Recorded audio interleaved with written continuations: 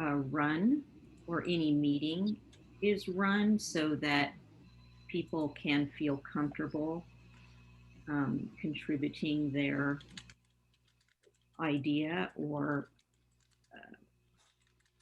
the reason that they are attending the meeting.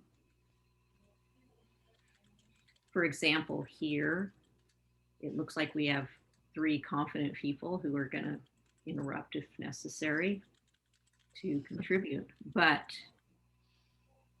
if there is a meeting run and there is a policy issue to be discussed, either with among the board or among the board and the community, that each person is called upon. For example, if they show up, is somebody going through a list and calling their name to see, hello, welcome.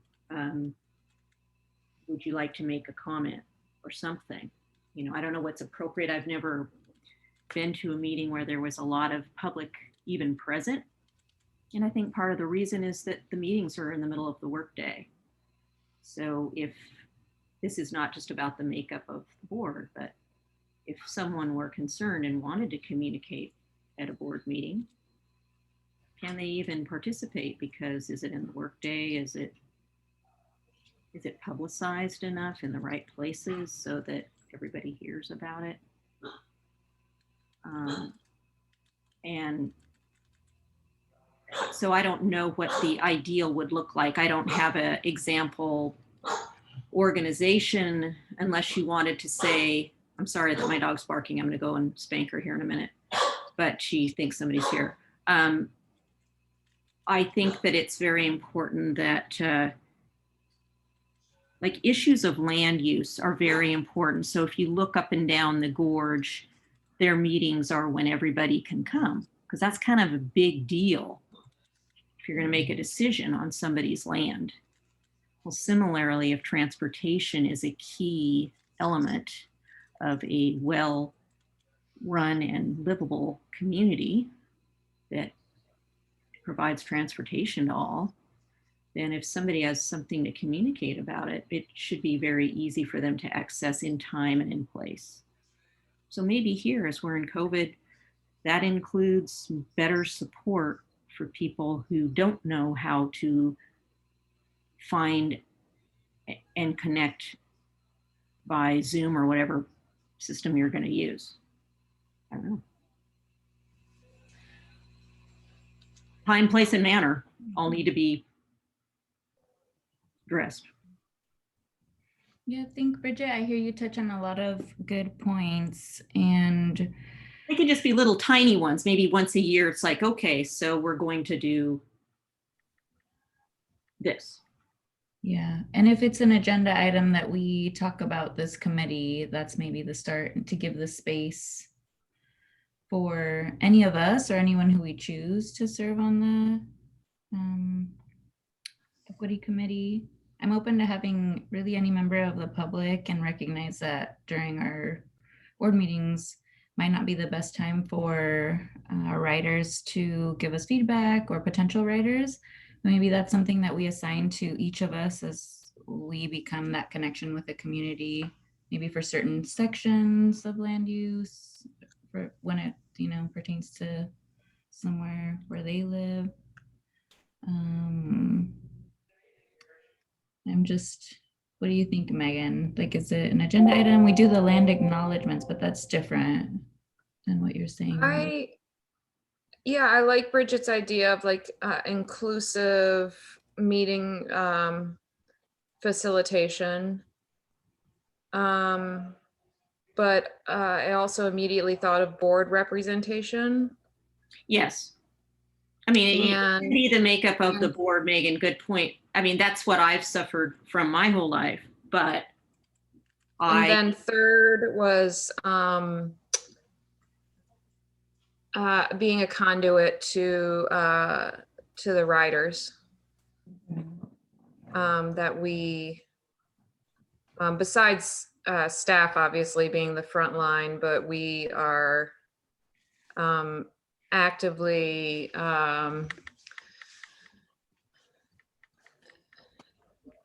I don't know, reaching out or surveying or riding ourselves. Yeah. How about each of us have to do a survey, one ride, and turn in a report? All the board members have to once a year or something. Because I don't know, if you went around the room, am I the only one that rides it and then asks people how they're doing? But then I don't have a way to bring it back. But I think the in-person experience of the leadership is incredibly important. However, how does that help reach people that don't even know about us? Mhm. Is that another too? sorry, go ahead. Another major tasks that I would personally like to do is go through an equity training. Mhm. I don't think maybe the whole board doesn't have to necessarily do it, but Patty knows I've had my eye on one in particular. She's a transportation planner, and yeah, her entire consulting gig is equity lens. Yeah, I think that's really great for us to all develop the same language as a board and staff as well, if we can all go through it. Because I'm kind of, yeah, I'm a little, it's hard for me. I feel like this first meeting should be almost like bare bones until we go through some sort of equity training, especially as me as a white person, like to all speak the same language. And then we can start to set, like, have like a roadmap for how this committee operates. Yeah. Have we had an evaluation on our DEI practices, Amy, that you know of by any type of consultant? No, not that I know of. And of course, including John when he starts, I'm sure he has a lot of personal experience that he can share with us. Yeah, because I think that evaluation, if we need to get one scheduled, will identify, of course, you know, what are all the different populations that we're dealing with, and it's all of them: ADA, LGBTQ, Latino, migrant, natives, low income, houseless, all of them, right? And then figure out where we're already working on some and where we have gaps. And right, because like right now I need to find more board members because I think I have to step down because I think my husband is going to be moving. But I wish that one of you could tell me, okay, would you look for people with these types of backgrounds or opinions or knowledge or whatever you want to call it. I don't even know what to call it so it's called properly, because just because it's a white male doesn't mean that person can't bring the equity in just because of their own physical outward appearance. You know, that's not the only if they're criteria. mobility challenged. Right, We right. don't have anybody that's mobility challenged on the True. board or staff. it used to At be least I don't know. Or any type of disability, which apparently is 1/3 of Americans. Yeah. And Yeah. do we have you know, and there's mental disabilities. There's Yeah. also I actually know a white gentleman who has 2 blind daughters, and I think he's one Ian. to talk to. You guys know him, yeah. Ian, yeah, he's a good And I friend. mean, how is he? I mean, he would be amazing to be able to tell us what's going to work and not work. And he's very opinionated, and he's from Canada. Yeah, no, he's fantastic. Yeah. I'll put him on my list, but I don't know what you guys feel I should look for. I just feel like, okay, we can wait until all these outside people come in and tell us how to run everything. That's good to have some sort of a legal basis of what we're doing.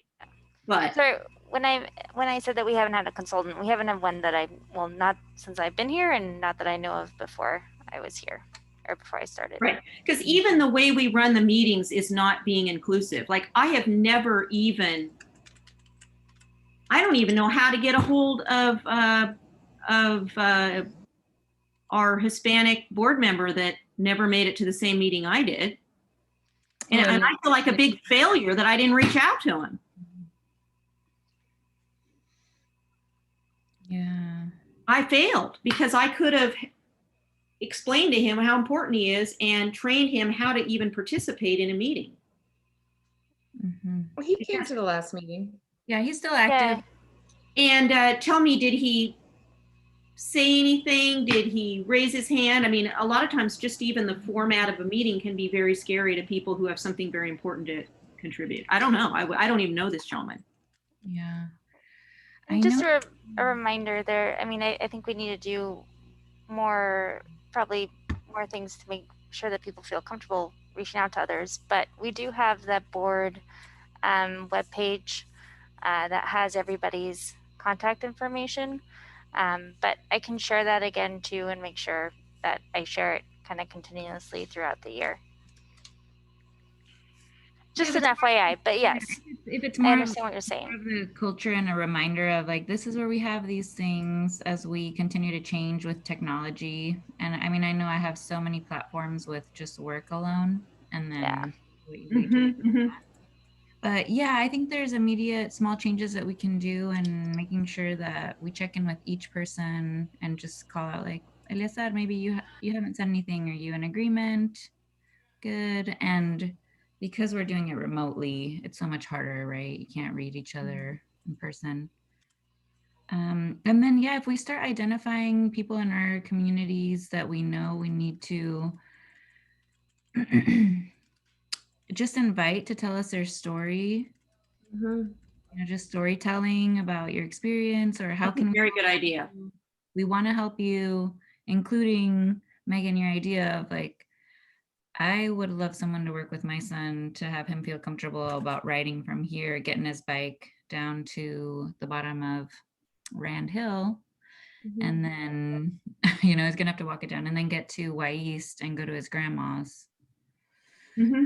You know, And that's what I should have done about when I came onto the board. I should have asked to be Letty's mentee.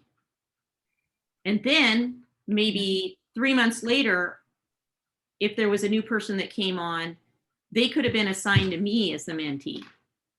But that's an easy one to start to build something so that we make sure that each, and I love the fact that there would be some way that people could, is it parents then that would call a number and request a mentor to ride with their child?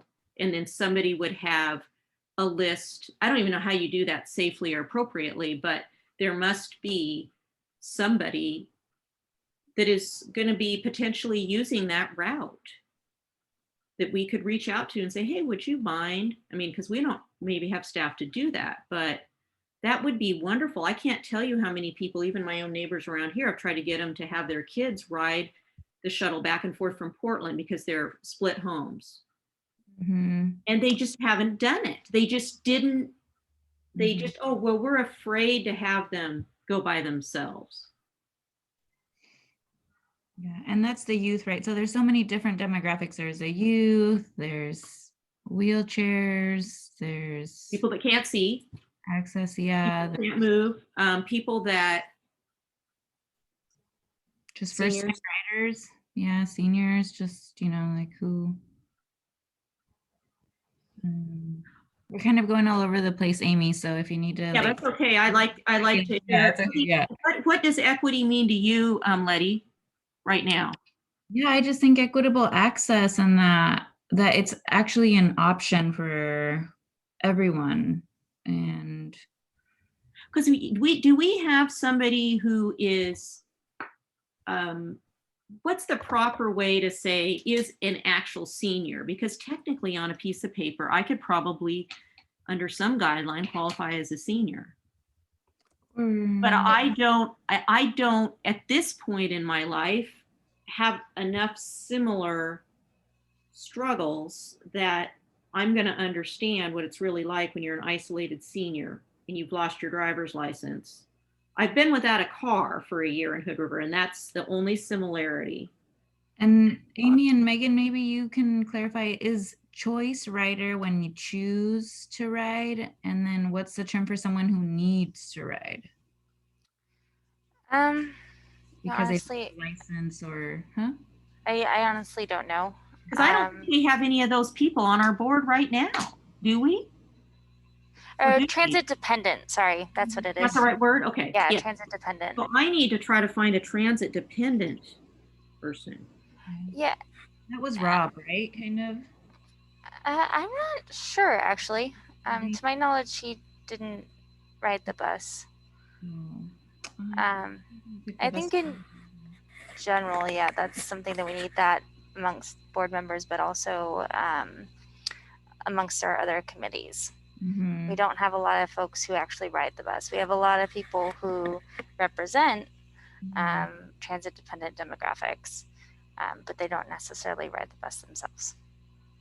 And do we have somebody who uses either the shuttle to go between points in the gorge or points up to the mountain?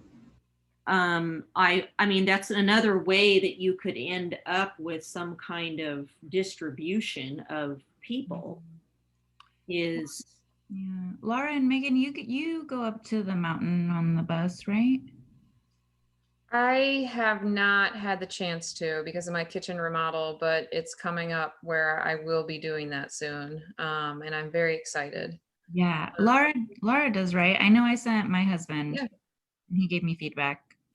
On the mountain ride, because you Yeah. see Ian, who we can just pick on because he's very self-confident. And- Ian won't take the bus up to the mountain because of COVID and because it doesn't drop you right where he thinks it's best to be dropped. So he'd rather take his gamble and drive up there, even though he's an environmentalist and he's usually broke because he has his two cute little kids, Mhm. and a broken home. But So he doesn't want to take it because he thinks it's too dangerous because of COVID. Yeah, but that's more marketing, right? That's our Could be, but I That's- think that's really hurting us right now because I can't, and most people who can go skiing have too much money to be stuck. but And they'd rather just jump in their vehicle. yeah, those seats are being booked completely, Good.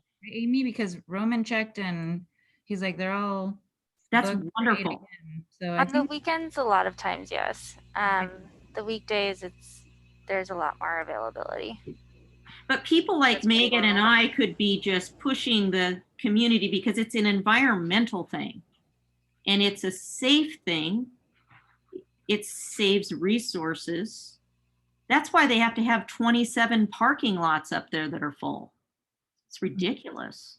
So I did just want to jump in real quick. I think Yeah. this discussion is great, but I do want to acknowledge that I said that we would be done at 1:30. So I just Yeah. want to make sure if you guys want to continue to discuss that we are okay with extending the meeting and that works for everybody's schedule. Well, I Or if we can't. should- I Okay. have to go, but another task, it's the same as C, but developing a equity mission statement, Okay. but that's the kind of the same as the language. Okay. All transit agencies have one, pretty much. It sounds like we kind of have a couple of our first steps of things that we need to do. So I'll work on talking to Patty about a DEI evaluation, or see what we need to do to get that done. And then we can kind of really build this out more. But I also think we can probably just include that on our bylaws as one of our big major tasks to do, along with some of the other things. But if you guys are good with that, I'll start building that out, and then we can, if as you guys continue to think of ideas, or if would you like to schedule another meeting where we can just kind of continue where we're leaving off, or what are your thoughts? I would prefer myself to go through equity training before we have another meeting. Okay. I just need some sort of framework to work off of, because right now it feels like we're just throwing darts. Mhm. Okay. Yeah, I know that there's things that have been done, and then what are we actually practicing, and what do we want to say that we are as an organization, and identify the people who we need to serve the most right now. And I know there was a lot of with strategic planning about that talk between choice writers. When do we target? Yeah. Focus on those people who, And then transit dependent, and then transit dependent, which are like most blind girls are. I mean, they can't. Yeah, all high schoolers, anybody who can't, have access to a car, elderly. Right. Anybody below who Right. doesn't have access to a car because they don't have money or because they don't have a license. Or whatever it is. And there's a lot of projects happening right now Mhm. that kind of help focus on those demographics, like the Safe Routes to School program, and then also the urban renewal district that's happening on 12th and 13th. It's also kind of focused on that as well. But then there's also the low income passes that we have, the grant that we Mhm. received. That could be a big project of, I think the equity committee should probably be involved with that as well. What's the definition of low income for those passes? So we're letting the different organizations that we're working with decide that, but I believe the definition was, I have to double check, but it's in line with our. If I have food stamps, do I get one? Yeah. So it's a specific. It's like 200% less. I'll send out the specific definition, but we did create one for the project. But we're working with the different organizations who will actually kind of determine, yes, these people fall within that that level, and then they distribute the passes to them. But And we're do you have a working. category for people that are transit dependent that also get a more of a welcoming type reach out? How do you So you mean like a more personal reach out? how do you find people in the community who are transit dependent other than kids who happen to not have their license or have no car because they have no money? Yeah, so that's why we're working with specific organizations like the shelter services in Hood River. We're also trying to get the shelter services in Wasco on board as well. We're working with the Veterans Office in Wasco and Hood River. We're working with Food Grown, working with Okay, so people Mid Columbia Action. Okay, all right. That's a good point, that maybe the DEI agenda item for now is what are we already working on to celebrate those things, and then identifying gaps and moving forward, because maybe that's just the communication piece of what is already being done that we would consider fall under these categories. Yeah, so we got to, like Megan is saying, we need to know some place to start that's a frame. So maybe could you find a transportation related organization that has this all done and you think it's a good one? Can we see their one page thing or whatever? Like somebody Megan, you have won some an contacts, award. right? Megan, some contacts that you like for a potential trainer and maybe evaluate. Cool. I know exactly who it is. Her name is Dr. Dr. Des, I can't remember her last name. She made like national news. She was like on NBC Tonight because she got really frustrated when COVID started that Los Angeles started the Safe Streets program, where they started softly closing neighborhood streets. And that it was through a lot of minority and low income neighbors, and they never asked for their feedback. So she's like, okay, hold on, let's take a step back. Yeah. What do they want? And because they had a lot of great feedback. They're like, no, it makes our streets look like a construction zone when you put up those barricades. Mhm. And it was just tweaking, like, and they felt like they didn't own it until they had a say in it. So she does great transportation equity training. And I mean, that's what I personally, it would be beyond like going through a checkbox of training for me. It would be like a religious experience. So I yeah, want that too. Yeah. yeah. Okay, well, do you have enough, Amy? Yes, I Mm. think I have a lot of good starting points. Thank you. I appreciate it. I'll talk to Patty about Dr. Des and get more information. And Megan, I think you sent me some things as well. So I should be able to have enough to get started on that. And then once we have that, then the next meeting is kind of going through all the stuff that we're doing very in-depthly with the different programs to reach out to these different demographics. And then we can kind of highlight where we need to go from there. Does that sound like a fairly good plan? Yeah. Yeah. By the way, the next, they call it dignity training, and it's March through April coming up. Okay, I'll send you a link. perfect. Thank you. Awesome. I will get back to you, Megan, I'll think about the Yeah, good. us in the city. Thank you. Okay. All right. Thank you for your time, guys. Bye. Yeah. All right, bye. Okay. Oh,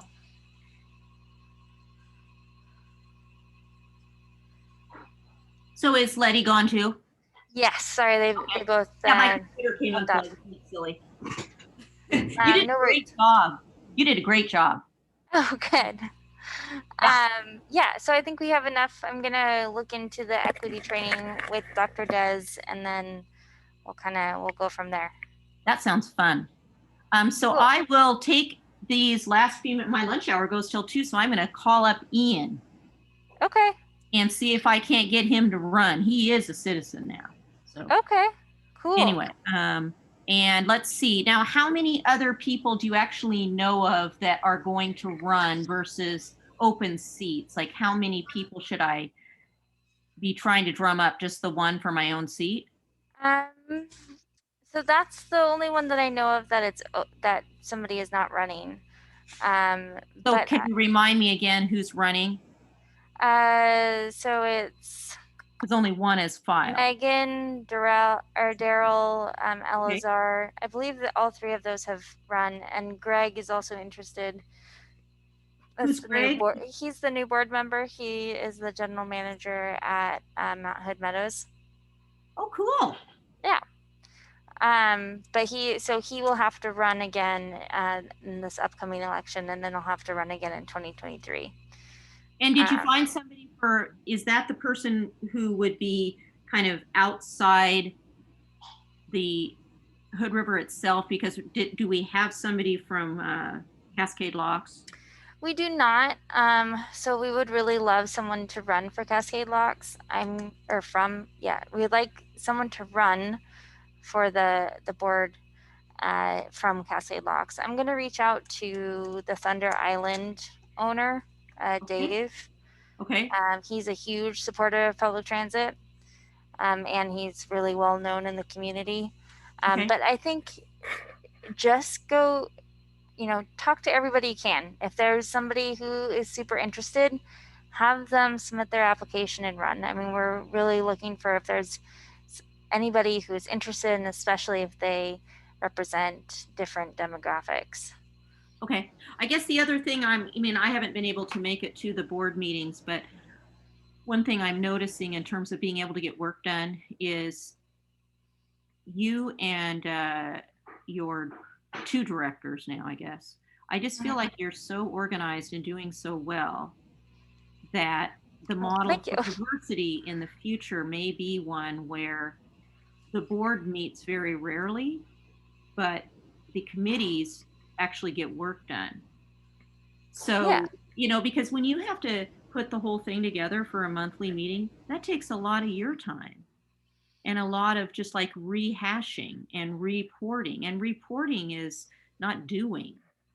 Yeah. you know? Well, and I think that's, you know, kind of the intent with the committees. I mean, we've taken a 2-hour meeting. The last board meeting was 1 hour. So I think from my understanding, well, actually legally we have to have a monthly meeting. Well, you do. It's in our bylaws. Um, But I but think here you can amend the bylaws. I just am just trying to, you know, because that's And just actu- a lot of meetings. yeah, and I would actually have to double check the ORS. I think it's one of those required ones, but I can double check that. Okay. Um, Just because I've never been able to hear as much as I got to hear from these two board members as just right now. So that was cool. Yeah. Just because it's smaller. Well, and I think the committees is a great way to do that. And I think that's, again, that's the intent of them, is to make it so you guys can really dig into the issues more and talk about it more and have more FaceTime with each other, rather just when the board meetings, when it's just kind of quick. But yeah, but I think, you know, it's, so the board meeting is an hour now, and I don't think there's anything saying that if we can go through things quicker, we can make that even less than an hour, and then just, again, talk more at committee meetings. Mm-hmm. No, well, you're doing great. Okay, Oh, I'm going to thank you. call Ian. Okay, sounds good. Thanks, Okay. Bridget. Bye.